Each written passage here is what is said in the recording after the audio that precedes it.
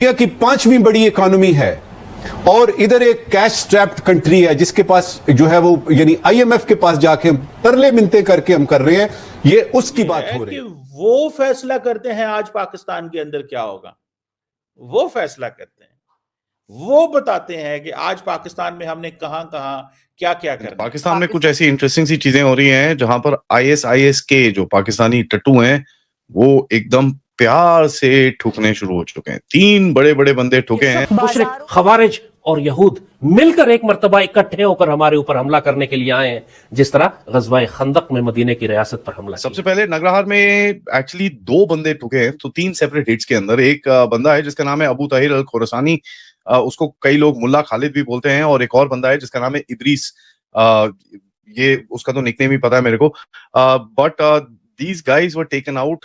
ये लोग motor bike intercepted vehicle हुई कहां पर, शुरकोट जलालाबाद हाईवे से मर जाएं, या आप इंडिया के मर्सी का हमारे साथ नहीं आ रहा है। अमेरिका ने फैसला कर लिया है, हिंदुस्तान उनका मेजर स्ट्रेटेजिक एलाय है, मेजर नेटो लाइक पार्टनर है। हमें अटैक हुआ तो हम उसे भरपूर तरीके से जवाब देंगे, हम ये कर देंगे, हम वो कर देंगे, मतलब ये सारी बातें की जा रही है। उसकी एक रीजन ये भी है कि भाई अफगानिस्तान साइड पे क्या हो रहा है वहां पर कोई बात नहीं की जा रही है, अफगानिस्तान के बारे में कुछ बताया नहीं जा रहा। अफगानिस्तान से जिस तरह की टेंशन बनी हुई है, जिस तरह के अटैक्स चल रहे हैं, जो रोज वहां पर अटैक्स होते हैं केपी के साइड पर, और उसके बाद यहाँ तक के इस्लामाबाद जहां मैं मौजूद हूँ वहां पर भी एक सुसाइड बॉम्ब अटैक हो चुका, लेकिन उसके बारे में बात नहीं की जा रही। बार बार अफगानिस्तान जाने के बजाय लोग निकलते हैं गवर्नमेंट के और मिलिट्री एस्टेब्लिशमेंट के और बात शुरू कर देते हैं भारत की, और जी भारत अटैक करने वाला है, भारत से बहुत खतरा है, और इसी तरह की चीजें जो हैं वो हमारे यहाँ बातें की जा रही हैं। तो भाई आप लोग आखिर अफगानिस्तान की बात क्यों नहीं करते? अफगानिस्तान के साथ क्या हो रहा है वो क्यों नहीं? के मुताबिक हिंदुस्तान से एक दफा पहले भी पंगा ले चुके हैं पहलगाम में, जिसके नतीजे में 4 दिन की जंग हुई, इन्होंने अपने आप को फील्ड मार्शल प्रमोट कर लिया। अब दोबारा ये वहां पे दोबारा पंगा लेना चाहते हैं ताकि पूरी कौम इनके पीछे खड़ी हो और कहे फील्ड मार्शल आप अजीम है। द गेम वो यहाँ पे है भाई, वो किस गली में है, वो किस मोहल्ले में है, वो किस सड़क में है, आपको नहीं पता। They know better. वो पैसा डालते हैं, तमाशा होता है, वो पैसा डालते हैं और तमाशा होता है। मेन स्ट्रीम मीडिया पे तो खबर नहीं आ रही, पाकिस्तान का मेन स्ट्रीम मीडिया तो इसको कवर नहीं करता ना, उसको तो बहुत लेट खबर मिलती है। और जारी बात है मेन स्ट्रीम मीडिया की जॉब ही ये है कि जब चीजें वेरीफाई हो जाएं, सारा कुछ हो जाए तो तब पता चले। लेकिन ये क्या होता है कि the moment there is an LET person killed in Pakistan, the entire Indian media के लोग उसके ऊपर बात करते हैं। Why? There is a question ना। आप इंडिया के तमाम मेन स्ट्रीम जो रिपोर्टर्स हैं, जो कि राइट विंग लीनिंग है जिन्हें आप कह सकते हैं, वो 1 मिनट के अंदर, in a minute, not more than that, 1 minute के अंदर वो बात कर जो बात चल रही है वो ये कि जी ये भी हो सकता है कि दोबारा से भारत के साथ हमारा कोई लड़ाई झगड़ा या दोबारा से कोई जंग हो जाए, ये भी कहा जा रहा है। इसलिए कि भारत की तरफ से भी मुसलसल जो ऑपरेशन सिंदूर 2 की बात की जा रही है, उसको लेकर पाकिस्तान में काफी ज्यादा खलबली। ये लोग मोटर बाइक इंटरसेप्टेड व्हीकल हुई कहां पर, शुरकोट जलालाबाद हाईवे के ऊपर इनको ठोका गया।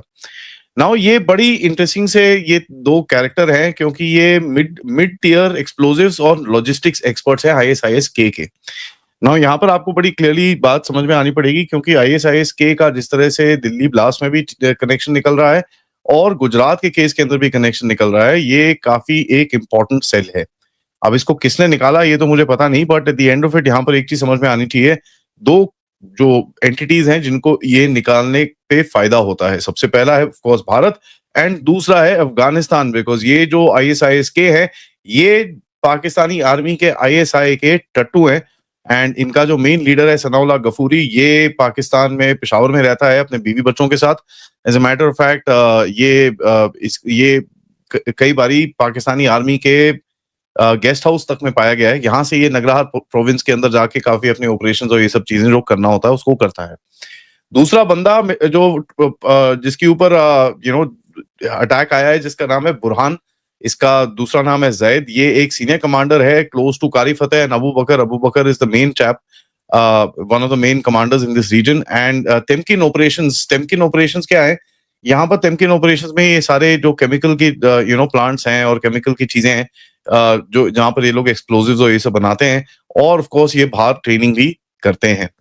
ऑपरेशनल बेस इनका नॉर्मली पंजाब बलूचिस्तान बोला जाता है, बट ये ट्रांजिट हब्स हाँ, ये भी जा रहा है कि ये ना हो कि कहीं वो जो दिल्ली में अटैक हुआ था उसको लेकर कहीं भारत जो है वो इस वक्त तो खामोश है, उनकी गवर्नमेंट बिल्कुल कोई बात नहीं कर रही है, लेकिन ऐसा ना हो कि किसी वक्त फिर पाकिस्तान पर अटैक हो जाए। तो इसी बात को लेकर बार बार पाकिस्तान की मिलिट्री एस्टेब्लिशमेंट और पाकिस्तान की गवर्नमेंट जो है वो पब्लिक को ये बताती चली जा रही है कि जी भारत दोबारा अटैक कर सकता है, हम इस वक्त बड़ी मुश्किल में हैं और अगर दोबारा अटैक हुआ तो हम उसे भरपूर तरीके से जवाब देंगे। भेजेगा तो पता नहीं उसको कितनी को पैसा चाहिए होगा।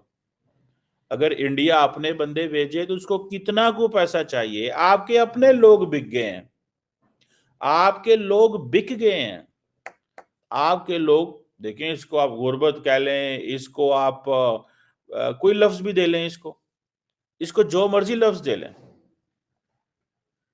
इसको जो मर्जी लफ्ज दे लें भाई साहब, क्योंकि आपके लोग बिक गए हैं, आपके पास कोई इंफॉर्मेशन नहीं है, आपके लोगों के पास पैसा कोई नहीं है, आपके लोग बिक गए हैं, आपके लोग वो करते हैं जो उनको कहा जाता है। वो अगर कोई कहेगा कोई, वो तो उसको कोई $10,000 देगा, किसी को $5,000 देगा, किसी को $15,000 देगा, किसी को $20,000 देगा। जितने जितने पे डॉलर चले जाएंगे लोग लगे रहेंगे, जितने जितने किसी को डॉलर देगा वो चले जाएंगे ना जी, जितने भी कोई किसी को डॉलर मिलेंगे। आप इसी से अंदाजा लगा लें